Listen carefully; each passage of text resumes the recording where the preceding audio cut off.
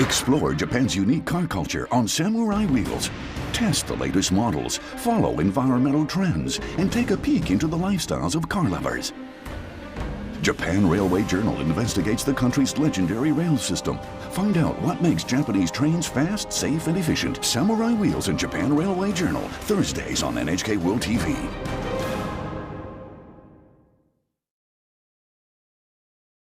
The 18th annual Healdsburg Jazz Festival runs from June 3rd to June 12th. This year's lineup features legendary jazz drummer Billy Hart, honored by jazz heroes including Dave Holland, Joshua Redman, Dave Liebman, Chris Potter, and Ethan Iverson. Other concerts include the Fred Hirsch and Anat Cohen Duo, the Joey Alexander Trio, Dr. Michael White Quartet, Lady Bianca, and many more. Visit HealdsburgJazzFestival.org for full lineup and tickets.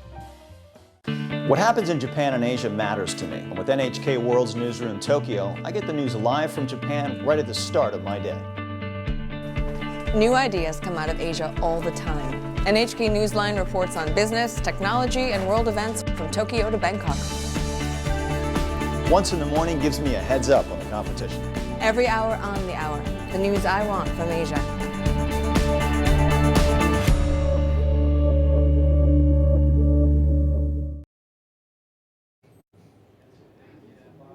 North Bay Public Media presents the 2016 California Primary Election Special. With the latest primary news and election returns, here is Bruce Robinson, KRCB News Director and host of the North Bay Report on KRCB FM Radio 91. Live from the KRCB studios, this is a special edition of the North Bay Report. I'm Bruce Robinson, along with KRCB Senior Election Analyst Dick Spotswood. The polls closed an hour ago, and the first results have begun to come in. We'll get to them in just a moment. We invite you to stay with KRCB throughout this hour as we bring you complete local coverage of the races and results that affect us all here in the North Bay. Scheduled to join us along the way are candidates and campaign officials. But first, please welcome my associate here in the studio, Dick Spotswood. Dick, a lot has been made of the mood of the electorate this year in the presidential race. How much of that do you see trickling on down to affect our local races? Well, it should affect turnout. That's the big factor. If you have a big Democratic turnout, and Marin and Sonoma County are classically blue counties, we should have a big turnout. That can affect the supervisorial races just as much can affect the presidential races. Who votes determines who wins. And we've seen a bump in registration, too. We have. The big mystery is there's a difference between registering and voting. Tonight we'll find out who actually shows up and votes or votes by mail. Well, let's take a look at the first numbers we have to see who is coming up so far. We're looking first at the ballot measures here around the Bay. There's one that affects all of us. It's a 9-county race, as you may have heard. Proposition AA is looking to impose a $12 per parcel tax around the Bay for a series of water cleanup projects in the wetlands, and it seems to be off to a resounding start. Bear in mind, of course, Dick, this needs a 67% vote to win. Remember, Measure A is really kind of a test by the regional authorities. It's only $12 for this parcel tax, but if it does well enough, the idea is that they're going to pass a whole bunch of things in coming years on a regional basis that are going to cost taxpayers money. And of course, there's a new regional authority that would be administering that money. That's been one of the arguments raised against it. Apparently not getting that much traction so far. The other measure, of course, that is on the ballot statewide this time around, Proposition 50, that would require or allow, I'm not sure which, the suspension of pay for legislators who are caught with their malfeasance forward. How can you be opposed to that? I don't think much of anybody is. Well, Leland Yee, the one that went to jail, those kind of guys, they would be opposed to it. But most citizens are going to say, if you're caught for malfeasance, then if you really haven't finished the process, you shouldn't get paid by the legislature. It's about as close to a slam dunk as I think we'll ever see on the ballot. That's what we call motherhood. Yeah.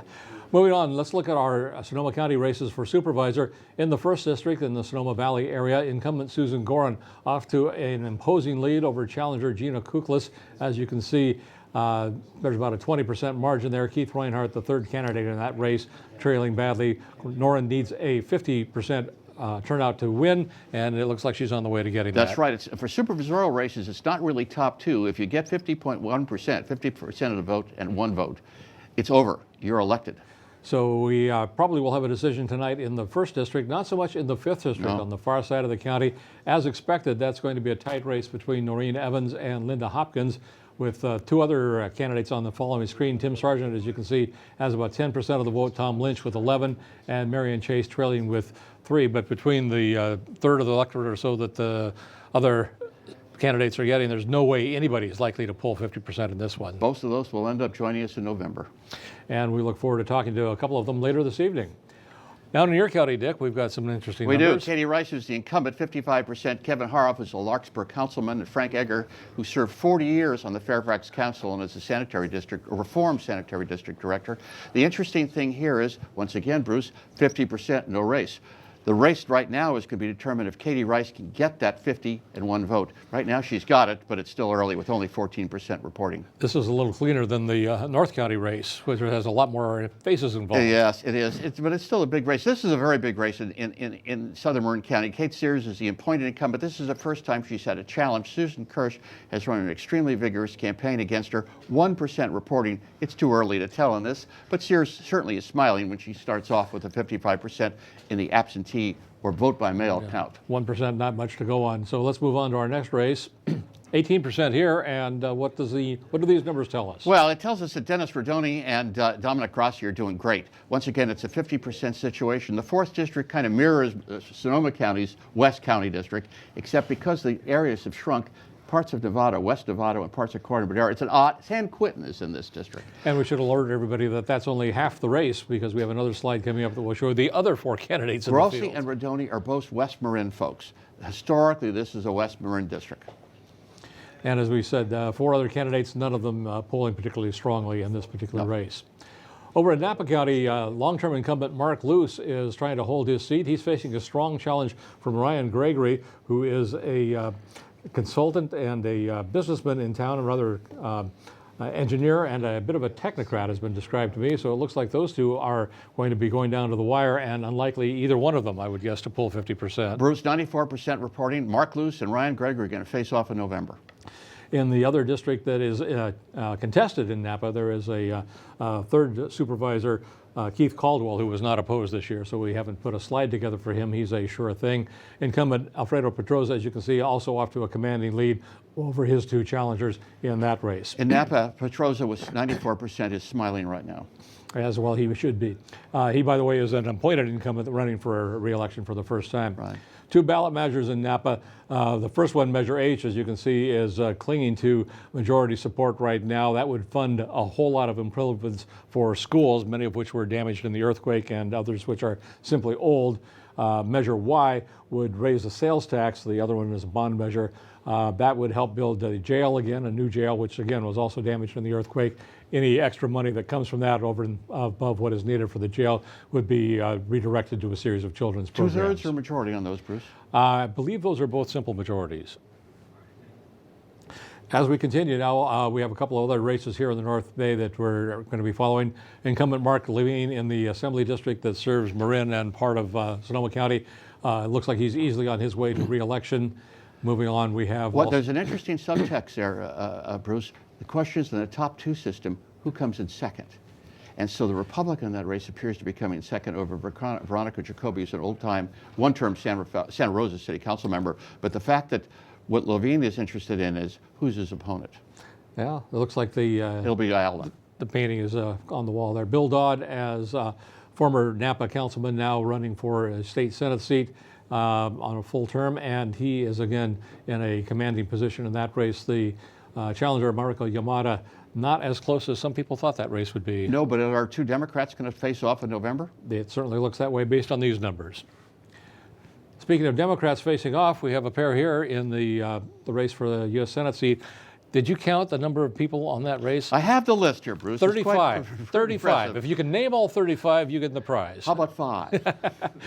We will concentrate on these 2 tonight. We also have a pair of First check time. Who the top 2 Republicans are, and I think these guys are... Well, that's a big deal, because this is going to be the first time, to my knowledge, in a statewide race in November, 2 Democrats will face off. That's possible under the top 2 system. The largest state in America, in the United States Senate race, will not have a Republican running. That's unusual, and never before. Could happen some more, though, as the imbalance in the party registration in this county, in this state, only continues. in this state. Yeah. This guy here, Jared Huffman, I hear he's doing pretty well. Well, we'll have to hear what he has to say about that in just a few minutes. His second place is Dale Mensing, okay, and he is a Republican, and so that would be a Democrat-Republican situation in the 2nd District. That's a huge district. It runs from the Golden Gate Bridge to the Oregon state line. And I believe we're sitting in it. We are right in it. And lastly, as we continue, Mike Thompson also readily on the way to another term. Couldn't get a picture for Carlos Santamaria, so he is an unknown figure visibly, but polling in 2nd place in that race, so he may be the man we continue to talk about into the fall. And finally, there's another race going on for president. I heard about that. And somewhat surprising to a lot of folks, I think, Hillary Clinton holding a very strong lead thus far in the state of California amongst the Democrats. Here's an amazing statistic right now, and if you've followed all the talk in both Marin and Sonoma counties, right now in Marin County, Hillary Clinton has 63% of the vote to Bernie Sanders 37. I just wouldn't have predicted that. Closer in Sonoma, Hillary Clinton 55% to Bernie Sanders 45% in Sonoma County. So Sonoma County, obviously a strong bet of Sanders support. Will it be enough to actually break even here in the county? That remains to be seen. Yeah. So those are the races that we are following that have some drama to them, not too much in the Republican presidential side. Interesting perhaps that only 78% of the people are voting for the lone candidate who is actively campaigning at this point, although there are other names on the ballot, I know. Let's just take a look for a second here in the Republican Party for president. The interesting situation is basically anybody who doesn't vote for Trump is casting a protest vote of Republicans. That's a big deal because there was no other real Republican candidate. Almost a quarter of them are. Right. And in some counties, there's more. I was just trying to scribble down here to find out the Marin County situation, for instance. And here we have Marin County, 65.4% for Trump. So that means that a full third are casting a protest ballot. That's important because what do those folks do in November? Do they stay home? And how many are staying home anyway? How many are staying home anyway? Yeah, we don't know. We are going to turn our attention now to somebody who is smiling with us here in the studio. Incumbent Congressman Jared Huffman is with us. Thanks very much for joining us, and you have to be feeling good about this. Feeling great. These are good returns, and it's a good night. So it allows you to kind of look beyond your own race. What are you seeing that's most catching your attention? Well, I see the Democratic Party crossing a critical threshold here to having a presumptive nominee and hopefully beginning the process of coming together for the fall campaign. Jared, I have a column, and you may have seen it. It's in tomorrow's IJ, but it's already online, and it's defending superdelegates. I take a bold stand there, and I basically, I didn't write the headline, but yes. I did not do the Thank headline. Thank you for your defense. Yes, but basically what I was urging, I'd like your comment, is you initially endorsed Hillary Clinton. Yeah. Then you'd said you'd vote for whoever was going to win this district. Right. It sure looks like Hillary Clinton's going to win this district right now. It does, and I'm not terribly surprised by that, Dick, although if you had measured the intensity and the volume of support, certainly one would conclude that Bernie Sanders would win it in a landslide, but there's always been a lot of quiet support for Hillary Clinton, really throughout my district. And so I'm not surprised to see her leading at this point. 2/3 in Marin, I mean, that's to me surprising. Yeah, those are great numbers, and in statewide it looks very strong for her as well. So I think that's important. No one wants to see your presumptive nominee kind of limp in to the convention. You'd like to see her finish strong as we begin to bring folks together, and I think that's happening around the country tonight. As a superdelegate, as an elected official in this district, what role do you play in that bringing together? Well, one of the things that I'll do is I'll certainly reach out to folks who supported Bernie Sanders, and I'm going to urge them to feel very good about the campaign they ran and the contribution that their candidate made to our national political debate, and even actually to our nominee, who has, I think, moved in a few key areas that make me very happy, in part due to Senator Sanders' campaign. So they've made a real difference. They should be thrilled with the impact that they've had, and now they have an opportunity to be part of a team that can help achieve a trifecta this fall: win the presidency, take back the Senate, and win 30 seats and put the gavel back in Nancy Pelosi's hand in the House. Obviously, that's something you'd like. Do you think that's likely, probable? I'm not going to say that the House is likely, but I'm going to say it's definitely possible, and the chances are getting better almost by the day. All right, the National AP has said Hillary Clinton's a presumptive nominee, which I think mathematically is correct. VP, vice presidential possibilities. Who do you see out there, or who do you dismiss?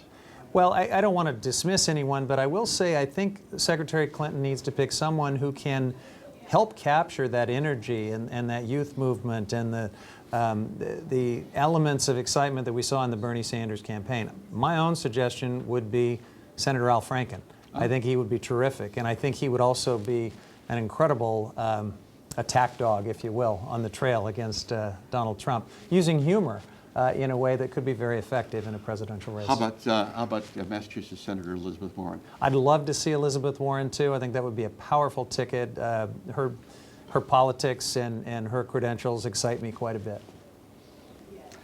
With that, I think we wish you congratulations. Thank you for joining us tonight, and congratulations on a presumptive second additional term. Thank you very much. Jared, come back in November.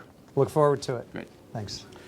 We are doing live election coverage here on KRCB. I'm Bruce Robinson along with Dick Spotswood, and we are looking at some of the races here tonight. We're going to take a short break now, and when we return, we'll recap those latest election returns, and we'll also be talking with representatives from a couple of the other campaigns. So stay with us as our live election coverage continues on this special North Bay report.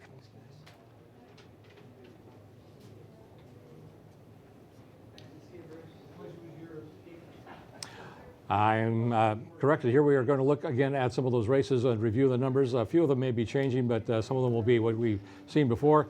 Looking again at those propositions, Measure AA is leading handily in the raw numbers, but again, the margin over the 2/3 majority they need is not that great. Measure A, you know, I've said this before. The problem with Measure A is it's a regional measure.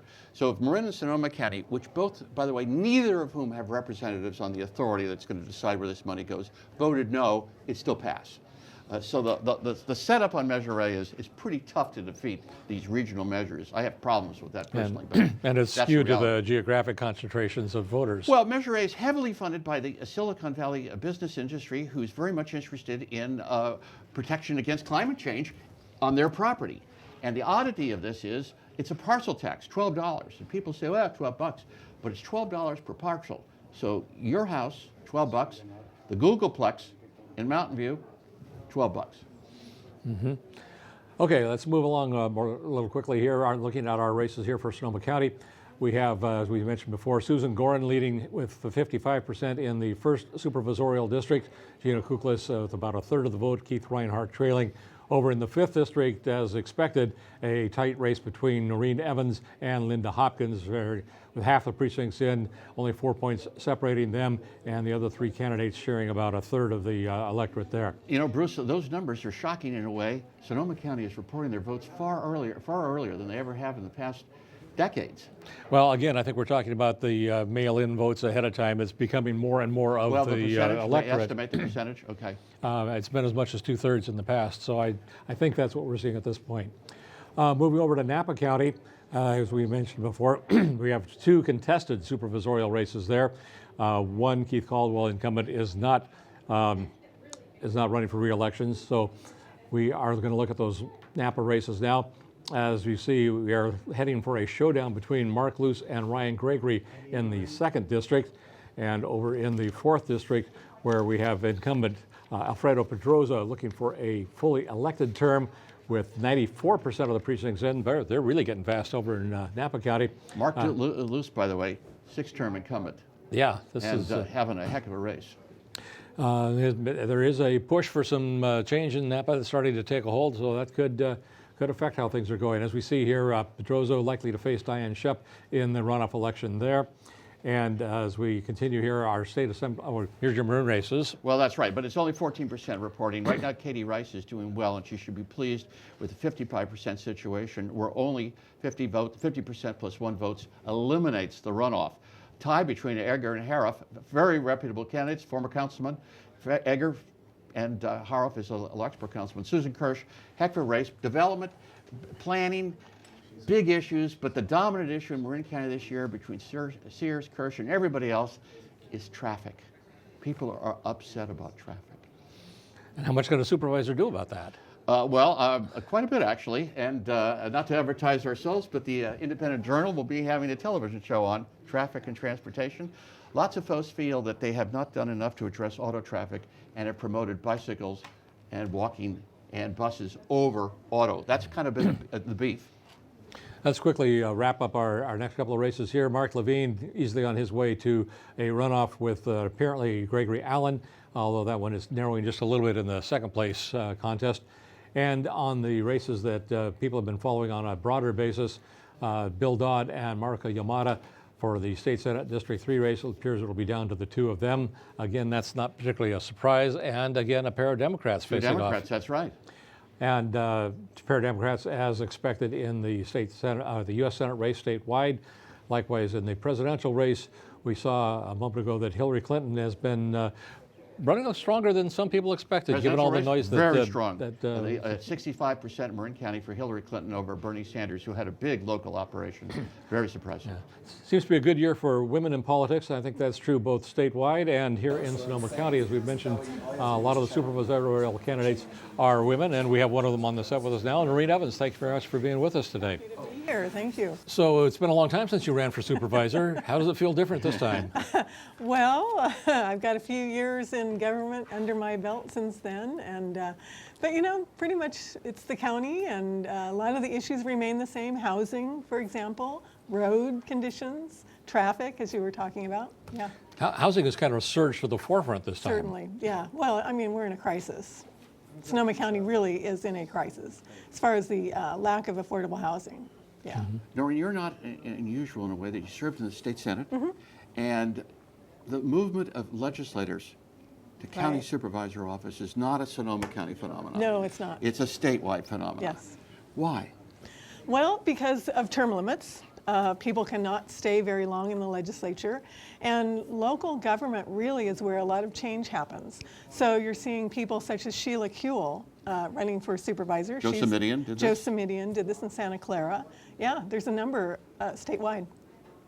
Is there also a sense that you can actually get in, get your hands on the gears and make something happen in the county that's a lot more difficult to do in Sacramento? Totally, and I think that's, I mean, for me, that's really what inspired me. It feels like change really happens at the local level, and it's really the counties and the cities that are taking the lead on issues such as affordable housing, which we talked about. So this is where I think legislators, people with experience, can really make a difference. What can the Board of Supervisors in Sonoma County do on affordable housing that they're not doing now? That's a very good question, and that really has, in my opinion, turned out to be the #1 issue in this race. And it's taken a while kind of for the conversation to develop that. There's a lot of different things that a Board of Supervisors and a City Council can do, and particularly if the board works with City Councils, because we do want to maintain our open space and our urban growth boundaries, and we want to encourage city center growth and better transportation systems. But one of the most important things I think that a county or a city can do is called inclusionary housing, and that is where you have the actual affordable units built in every single development that gets built. Was it hard for you, after stepping out of politics for a little while, to make the decision to jump back in and resume campaigning? It took a while. I had to really think about it. A lot of people talked to me, people I respected, about running for this office. But, you know, in the end, it was not a difficult decision because the county is where my heart is. I've lived here for 34 years. All 3 of my children were born and raised here. I have worked on every environmental issue in the last 20-some years in this county, and I feel passionate about its future. So in the end, it was not a hard decision. Traffic and transportation. SMART's going to open in December. I think it will. Yeah. I don't have any doubt, frankly, that it's going to be on time. Is it going to make an impact? Oh, absolutely. Yeah, without a doubt. Why? What's it going to do? Well, I think it's going to, you know, I grew up in the East Bay area, and we saw BART eventually come in. And what we've seen over the last couple of decades with BART is what I think we'll see with SMART as well. It's not that that there is less traffic, but there's less traffic than there would have been. And I think that the SMART rail will do the same thing up and down the 101 corridor. Over time, we have to develop rail going east and west as well, though. East and west, where? Going towards, well, towards Sacramento, basically, and towards being able to hook up with the Amtrak train in Fairfield. Not to get technical, but I have a study on that. It was done 20 years ago. There's been several of them, I think. Yeah, I haven't heard. You're the first person to mention it in some time. That's great. Really? Yeah, I know, I've been having conversations with this with a lot of people. Yeah, it's an interesting option. That really has to be the next vision that we do. Yeah, that's interesting. Because we can hook up to Amtrak and then, in Fairfield. And Fairfield, right. So as the numbers look now, and probably as you expected all along, this is not going to be decided tonight, but we're heading into a longer stretch between here and November. You've expected that. How did the dynamics of the campaign change for you once we get past the primary? Well, we have 5 people in the race right now, so it's been really interesting. You know, all 5 candidates really have different strengths and different weaknesses. And I think what this will do, obviously, is you narrow the field down to 2 candidates, but it will really focus, I think, the voters on the differences between the 2 candidates. And there are some very strong differences. It'll be a pretty stark choice. Well, good. Well, thanks for joining us tonight, and with any luck, we'll talk to you again in November. That's the plan. Well, I'm sure we'll see you in November. Welcome. And Reen Evans, thank you very much for being with us tonight. Let us return now to the break that we're going to take. It's a live election coverage here on KRCB. I'm Bruce Robinson with Dick Spotswood, and we are looking at these races. First of all, we have, of course, the Measure A campaign, which looks like it is slipping just a little bit now, Dick. These latest numbers show it right at the threshold for passage, whereas Proposition 50 maintains a very strong lead. Here in the Sonoma County supervisor races, I don't believe that's a change in the numbers. I think we have a few more precincts reporting in the 1st District, and Susan Gorin, again, very consistent. Very consistent and very likely to be back in her seat. They come in a bunch, is what happens. We were sitting here for a long time, and all of a sudden we say, wow, we've got some new results. Noreen Evans, who was just with us, separated by 4 percentage points from Linda Hopkins, the newcomer in the race, and that is still with half the precincts or half the electorate reporting. Marion Chase, Tom Lynch, and Tim Surgeon, all, as she mentioned, running a good, strong campaign, interesting ideas, but not pulling the same kind of numbers. Yeah. Same situation as before. Katie Rice, the big question here is, does she make 50% in one vote? If she does, no runoff in November. And then the question becomes, is it Haroff or Egger? With 14% reporting, it's too soon to tell. That would be a big surprise if she avoids a runoff in November. Again, a very low turnout number so far in the 3rd District race. Incumbent Kate Sears clinging to a lead that looks more substantial than it is because of the relatively small number of ballots involved. It's early. It depends where the votes come. In a race like that, it always depends where the votes are coming from. And unfortunately, we have no way of knowing that at this time. No. As you mentioned, Dominic Rossi and Dennis Verdoni, the 2 leading candidates in the other supervisorial race. Yeah, but they're so far ahead. It looks very, even with a low number reporting, one has to think that that's going to be a Verdoni Rossi runoff. 2, by the way, 2 from the heart of West Marin. And over in Napa County, as we mentioned, there are 2 contested races. Mark Luce, longtime incumbent, facing a very stiff challenge from Ryan Gregory, and one that looks like it will continue on into the fall. Big support from Ryan Gregory from the city of Nevada, the council there. There's been a beef between him and Luce to a certain extent over the Nevada property.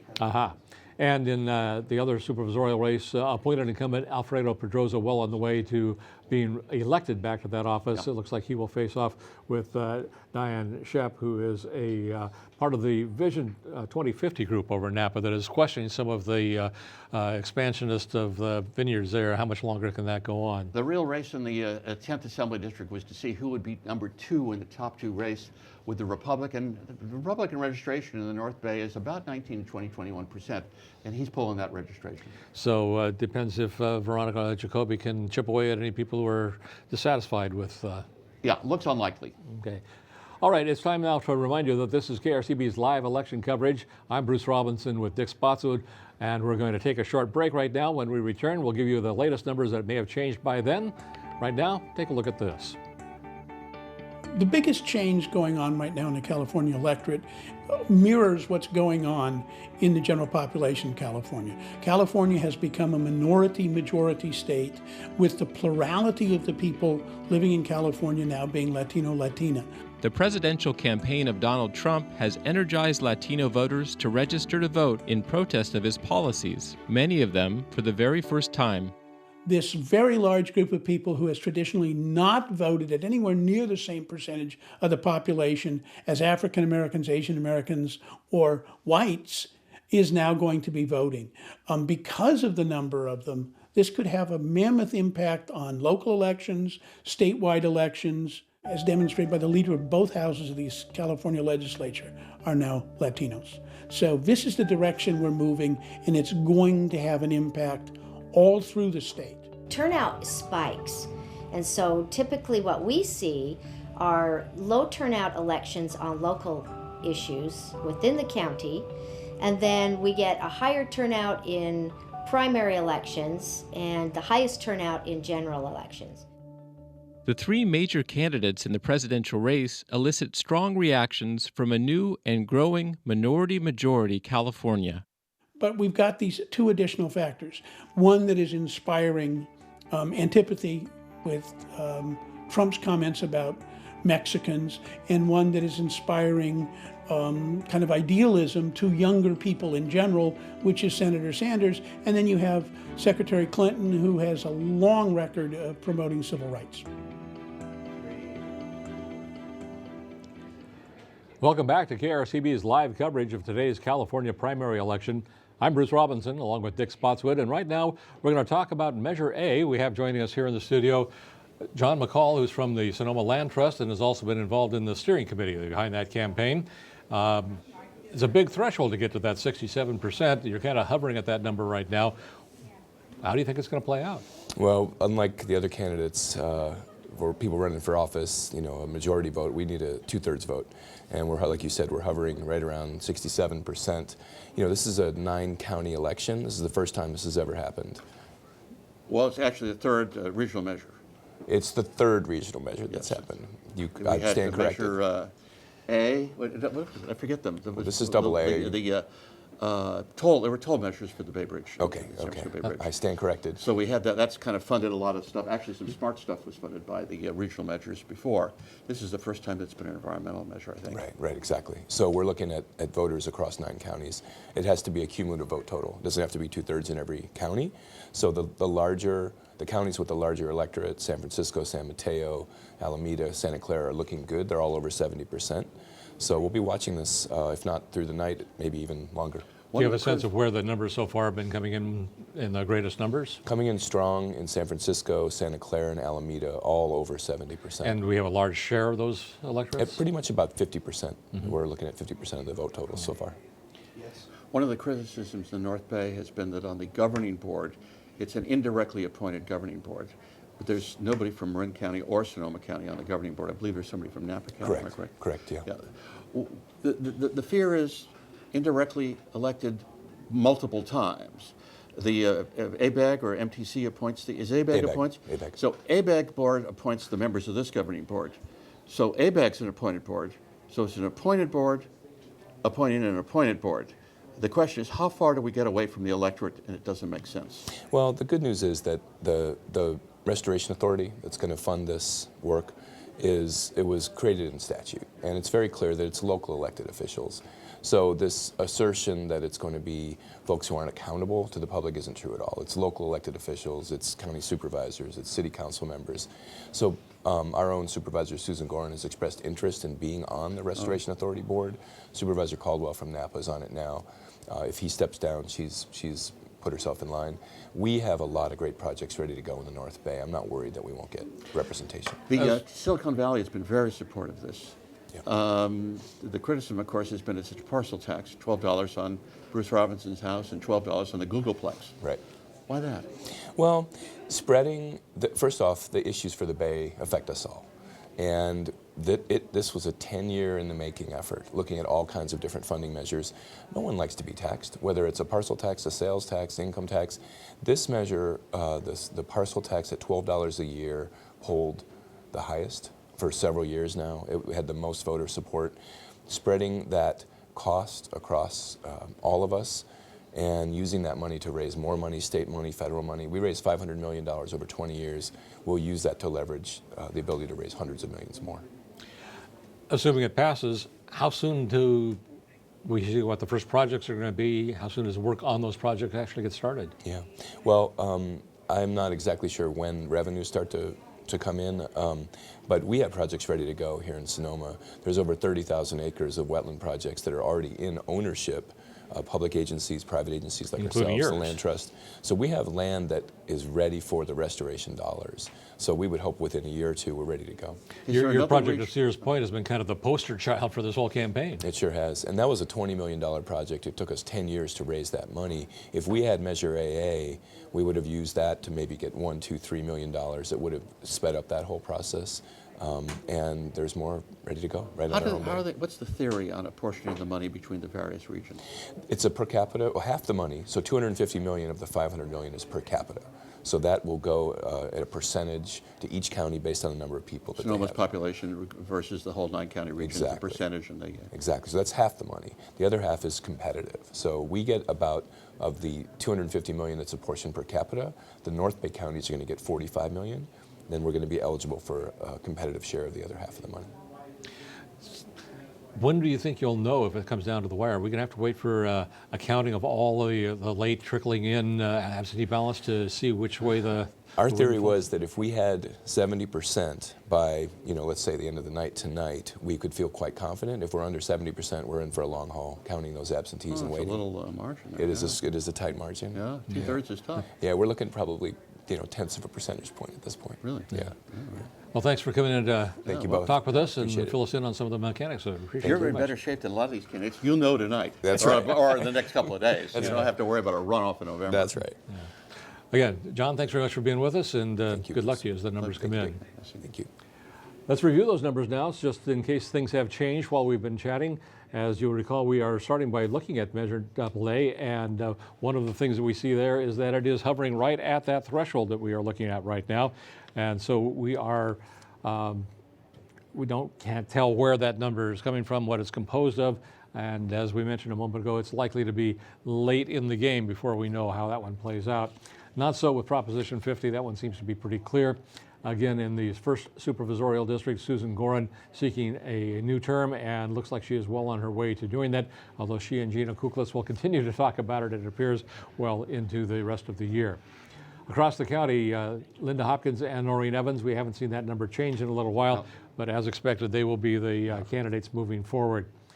Meanwhile, over in Marin County, what are we seeing differently there, Dick? Nothing. We're seeing the same returns before. Katie Rice doing very well with 55%. She's pleased, but she won't be 100% pleased with 14% until she sees whether or not she's going to have a runoff in November. If she gets 50% in one vote, no runoff. Close race, well, with only 1% reporting, and I'm surprised. Usually Napa's Sonoma. pouring them in.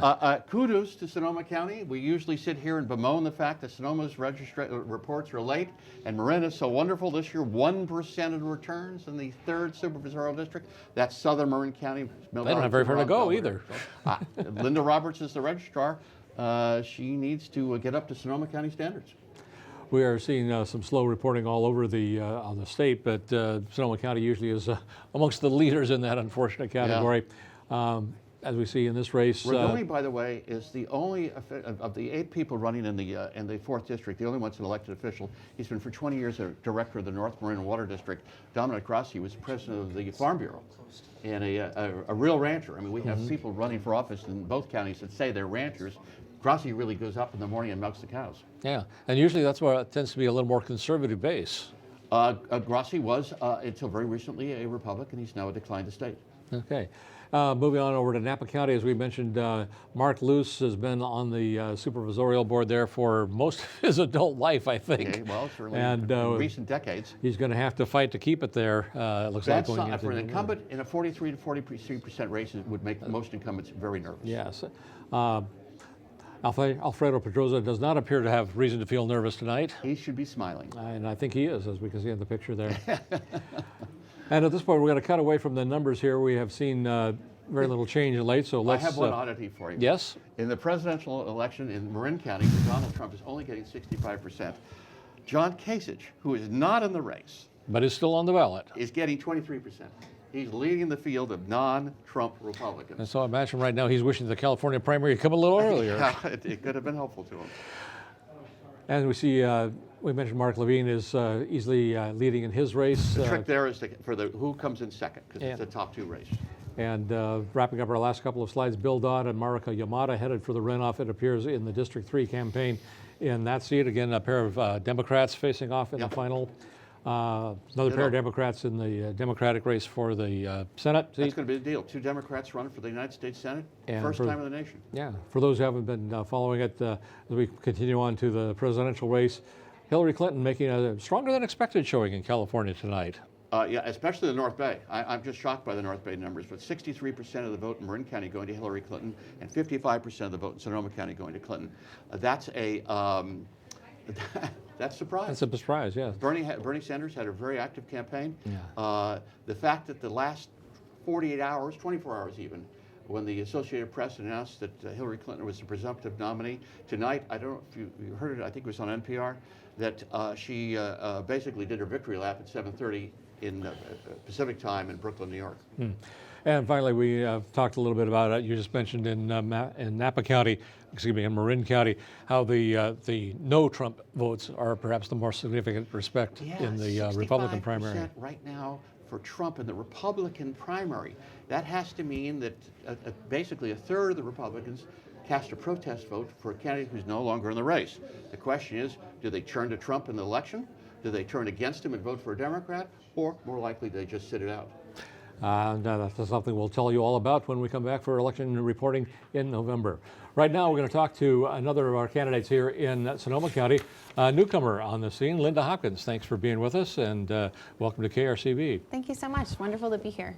You were the first candidate to jump into this particular race. I was. Why then, and why all together? What made you want to just take all this on? Yeah, so actually there was a local land use issue that I got involved in back last summer, and it was the Lytton Rancheria Feed a Trust project, which was a really complicated issue, and tribal law is very complex, but I wound up being a consensus builder between the tribe and the group of neighbors and working with 5 different levels of government that we had. And it was through that process that people started saying, you know, hey, you might not have ever thought of running for office before, but you should consider running for office someday.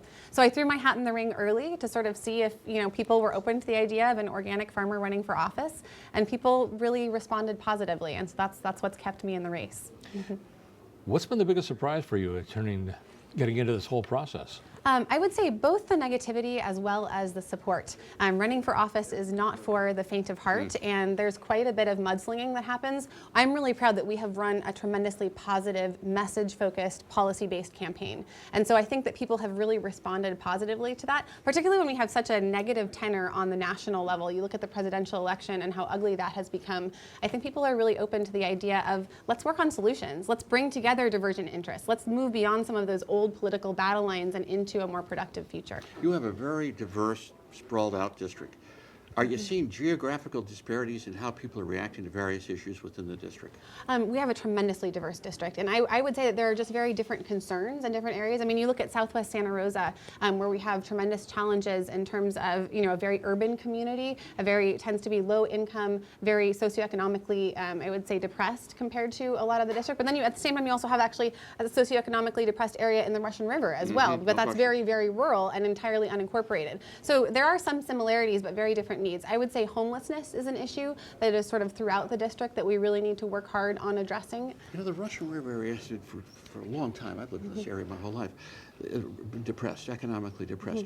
What can you do, you as a supervisor, if you're elected, what can you do to turn that around? One thing that I'm really passionate about is how can we get some of the tourist revenue that's generated along the Russian River to be actually reinvested back in the community. And I'm actually proposing creating a community improvement district along the Russian River. It was really a shame when the Russian River Redevelopment Agency dissolved, because a lot of people saw that as sort of a local form of government that will really address some of the pressing needs of the community, sort of by the community for the community. And so I would love to sort of create almost a replication of that along the Russian River, where we could possibly return some of those TOT funds to be used in the community to address some of our failing infrastructure needs, some of the issues of homelessness, et cetera. How about jobs? Job creation is also a big deal, and it's interesting because we have a lot of vacation rentals out on the river, which is again sort of half of one, 6 dozen of the other. Six of one, half dozen of the other. But so that actually has helped a lot of people stay in their homes, and yet it's also created a lack of affordable housing. So we have some things that have kind of created sort of jobs where people are renting out rooms in their homes or their guest houses, and yet it also has a little bit of a a push in the other direction. In terms of somebody coming into this from kind of a standing start and racing, getting up to speed, there's been a lot of homework to done. Which of these issues have you found most difficult to kind of wrap your head around and figure out where's a way forward. You know, pensions are tremendously complicated. And so really, I've been really sort of diving into that issue and talking to as many people as possible. And it's really interesting because that's something where, depending on what side you talk to, they present the numbers very differently.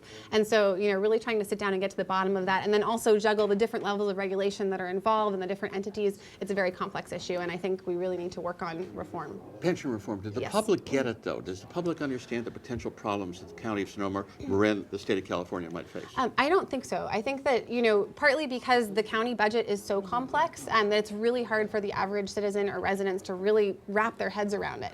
And so, I mean, as I understand it, we're paying about $220,000 a day on our pension obligation bonds, and that's a number that not everyone, I think, is aware of. It was decided last couple of weeks that the measure to put the GMO question on the ballot again in November is going to be on the ballot in Sonoma again in November. County supervisors don't particularly like the idea. You're an organic farmer.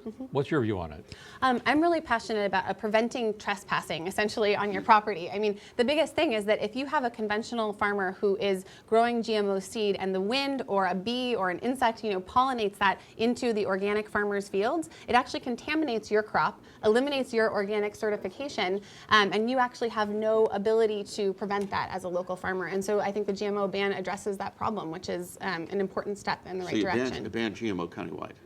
Yes, yep. I think that more importantly, though, we really need labeling, because actually the greatest number of GMOs in Sonoma County, it's not in our fields, it's on the shelves of our grocery stores, and a lot of people are not aware of that. Europe labels them, don't they? They do, I believe. European community, yeah. Oh, actually, I believe there's bans actually throughout Europe. So it's, yeah, there's sort of, it's not a labeling issue as much as there's a ban. Yeah. The Portrait of Sonoma looks at the economic and various other factors in the county on a census tract by census tract basis. And we talk about diversity in a district, in a large district, it's pretty mixed bag. How do you know where to prioritize efforts and where to prioritize funding within this expansive district? Well, I think you just hit the nail on the head. The Portrait of Sonoma is a tremendous resource, and that really, I do believe, shows us where we should be investing our resources. One of my big passions is early childhood education, which I think is one of the biggest things that we can do to address income inequalities and lack of sort of going on to further education in some of our more socioeconomically depressed areas. Right now, you're doing 41% over Noreen Evans, 37%. Noreen Evans was a council member, legislator, been around for a long time. This is your first time race. You're doing very well.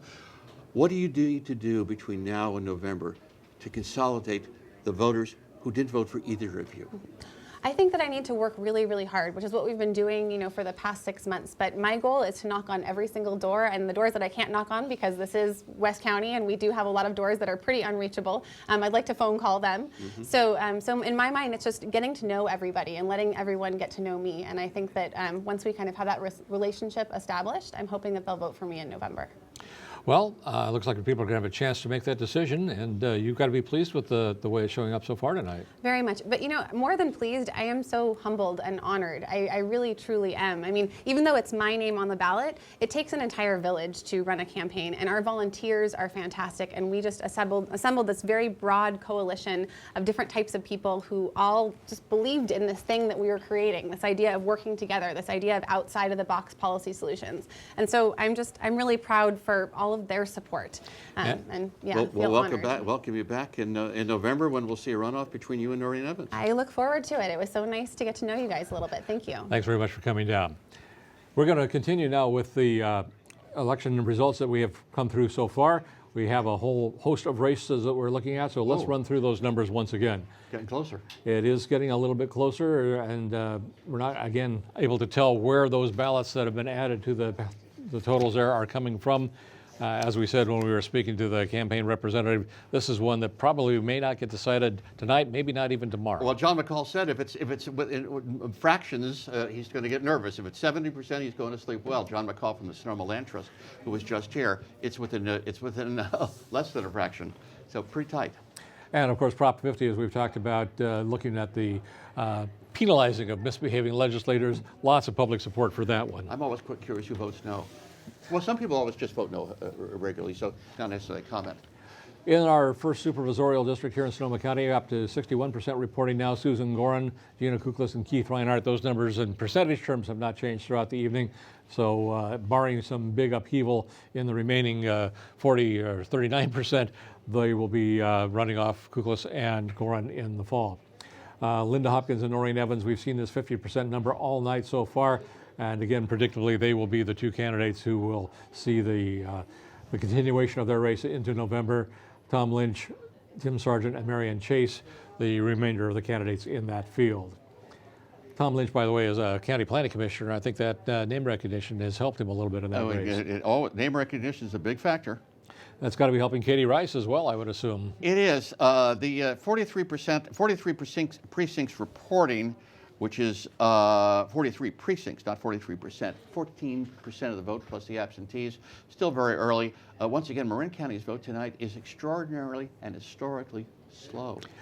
Do you know how much the registration bumped up in Marin County? Could that be a factor, all these new members of the electorate there? You know, it's a matter of priorities. Counties, registrars who regard county votes as a priority tend to be ahead of the game. I can't tell you why. Marin had a wonderful reputation of being very, very on it, and Sonoma had a very unenviable reputation of being slow. And they have a new registrar in Sonoma. Mm-hmm. Once again, kudos to the new registrar. Just a little personal story. I went to my usual polling place today and was told, no, you have to go up the street. We have so many new electors in this polling in this precinct. We had to split it up, so up the street I went. Back in Marin. Back in Marin, Dennis Rodoni and Dominic Grassi will be in the runoff in November in sprawling District 4. And of course, we are looking at the races over in Napa County as well, where there is an uncontested race that we're not showing you, as well as the two contested races, Mark Luce and Ryan Gregory, neck and neck. And as you say, for a long-time incumbent like Mark Luce, that's a little worrisome. He's not smiling. He's going to be in a runoff. And large support for Gregory from the City Council of Nevada, a lot of elected officials. Not a good sign for a long-term incumbent. That would be the City Council of Napa, I believe. Napa, what did I say? Novato, I'm afraid. Novato. No race in Novato. Alfredo Pedroza was appointed 2 years ago. He is now seeking a fully elected term and appears to have a substantial margin of support there. He will face off against Diane Shep, who is one of the Napa 2050 people who are looking to impose a little bit of limitation on the agricultural expansion there. Measure H in Napa is to improve school facilities, many of which have been damaged by the earthquake or simply aging. That needs 50%. It's getting close to the margin. Measure Y, a quarter-cent sales tax to build a new jail. Looks like that has turned around since we last looked at it and is now being defeated. Wow. And continuing on, we'll look at some of the other races. A small race that I know people in Marin County might be interested in, Measure B, which is the Marin County College Marin bond issue. It's winning, but it takes 55% to pass. It's getting about 60% with about 24% of the vote. Too soon to call. All right. I'd like to welcome to the show now Bruce Rafel, analyst, gadfly, and follower of all things political. As you have been watching the run-up to the race tonight, watching the numbers come in, what has surprised you? Well, I think the thing that surprised us the most was that if you look at all the results nationwide, it's been the year of the angry voter. In our part of the North Bay, that's absolutely not true, and it's also not true in California. Hillary Clinton landsliding in, Kamala Harris landsliding in, and the incumbents in Marin County are landsliding in. And in the open seat in District 4, the two moderate candidates, Grassi and Rodoni, are going to be in the runoff. There's the very far left and the very far right people didn't make it. So far right in Marin County is not what people think of as far right. True. Far west. Right, Bill Clinton would be far right. You know, I mean. Well, but it's an interesting because once again, California is not followed the rest of the nation. We're not angry folks. Kate Sears won handily. Katie Rice is winning handily. These are prosperous parts of America. This is not Rochester, New York. Right, but the whole tenor of the races that were run against Rice and Sears were about it's time for a change. Oh, yeah. Clearly, the voters didn't believe that. They were happy with the incumbent supervisors. Let me ask you statewide, Hillary Clinton, Bernie Sanders, what's happening? Well, the race is over. Hillary will get probably 60% of the vote in California. Well, that ends the whole thing. It ends the whole thing. She's already won New Jersey. She's the presumptive nominee. Sanders' only chance was to win in California and continue on at the convention. The only question to be decided now is who's going to be the next vice president of the United States. We have a disagreement on this. And we do. Tell us who well, there's only, if Hillary wants to choose a U.S. senator, it can only come from a state that has a Democratic governor. So, for example, Elizabeth Warren can't be the Democratic nominee for vice president because the governor of Massachusetts is a Republican. So she can't appoint that. My choice, and by the way, your congressman's choice, is the same person. Al Franken. Al Franken, the senator from Minnesota. Minnesota has a Democratic governor. Al Franken would be it won't be the first Jewish nominee, but he would be, if he's vice president, he'd be the first Jewish vice president. Exactly correct. And the first comedian. You can argue about that. Professionally. Professional comedian. What about the prospects for the Senate? Do you have a sense of how that's shaping up? I do. I think it's going to really come down to how many of the Sanders voters stick with Hillary. If they stick with Hillary, the Democrats will take back the Senate. They'll win seats in Pennsylvania and New Hampshire and Wisconsin, and so they'll take back the Senate. And so that's why someone like Elizabeth Warren can't be appointed, because they need to control the Senate back. They'll never take the House back, at least this time. Do you agree that it's a mistake to dismiss Donald Trump? Oh, absolutely, it's a mistake. I mean, as we've proved over the course of our nation's history, anybody can be president. But it seems to me that a lot of people... She could be indicted. Some rogue Republican DA could indict her. Then you have the Spotswood Plan come into play. The Spotswood Plan is one that I happen to support, which is Joe Biden. Joe Biden is the nominee, and he opens the door, and Elizabeth Warren walks out. There you go.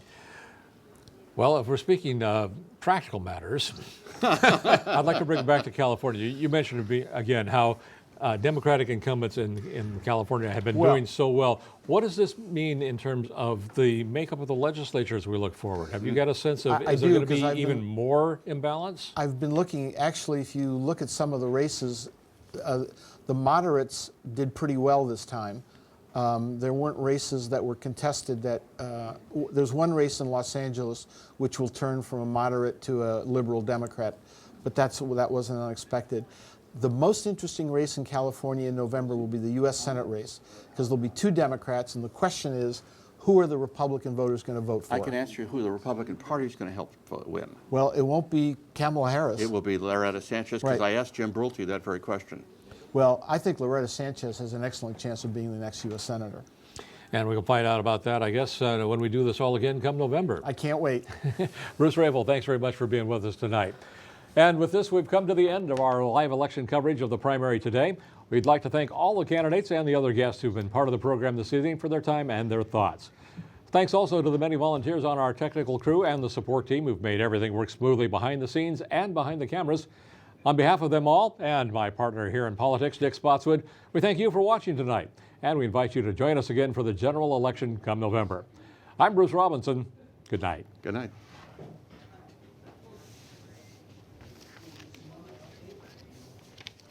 Thank you for joining us for the 2016 California Primary Election Special from KRCB North Bay Public Media. For up-to-the-minute results, visit our California Primary Election website at krcb.org/election.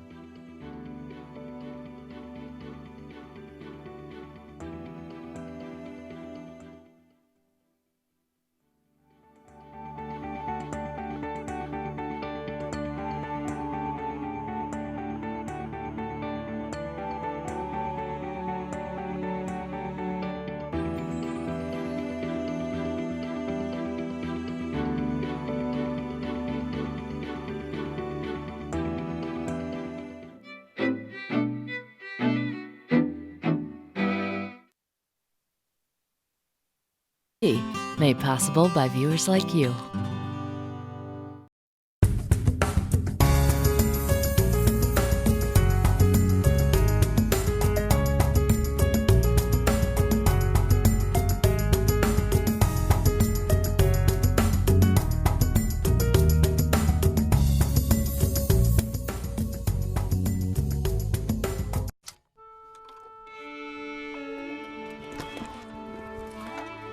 there's one stage that is the Met and Carnegie Hall. Oh, that is too solid flesh. It is the Kennedy Center. Check 1, 2.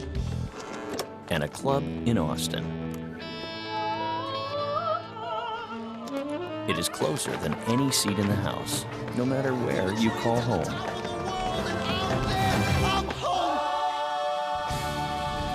PBS, the great American stage that fits in every living room. Supporting your PBS station brings the arts home.